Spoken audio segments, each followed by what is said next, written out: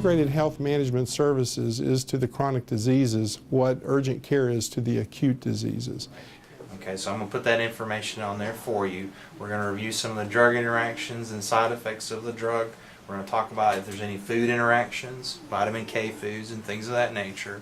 Sometimes very complex patients have needs that need to be looked at by a certain specialty to give that patient the confidence that what we're doing is the right thing, and give me a little bit more guidance about, well, we need to go road A as opposed to road B. And to have this resource where you can refer a patient to integrated health management services to help pick and choose the things that you need as a provider that would help you in taking care of this patient.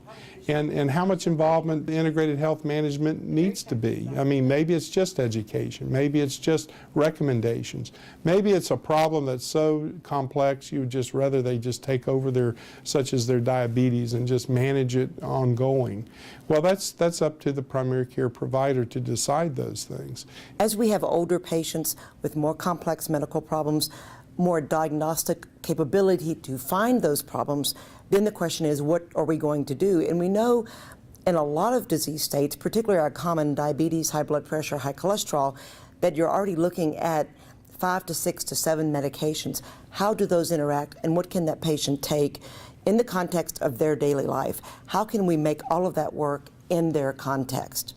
And with our specialists in diabetes, lipid management or vascular medicine, and our PharmDs who are very well versed in the subtleties of some of these medications, that's a very good combination to work with primary care in putting it all together. Okay, and it's very important to take this as I tell you, okay, and as your doctor wants you to do, okay.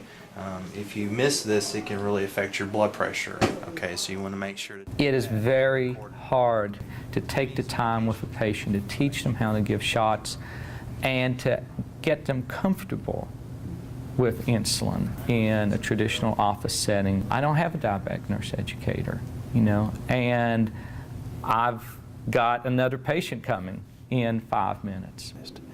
Now, as a primary care provider, in a 15-minute office visit or a 20-minute office visit, you can make the diagnosis and you can prescribe, but do you have time to really interact with that patient to answer questions? Because diabetes is a complex problem that requires knowledge of diet, knowledge of exercise, of what to avoid in the way of contagious diseases, many, many things. We have very good people in our integrated health department who can do that.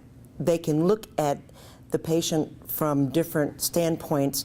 I think we've pretty much accomplished what we set out to do.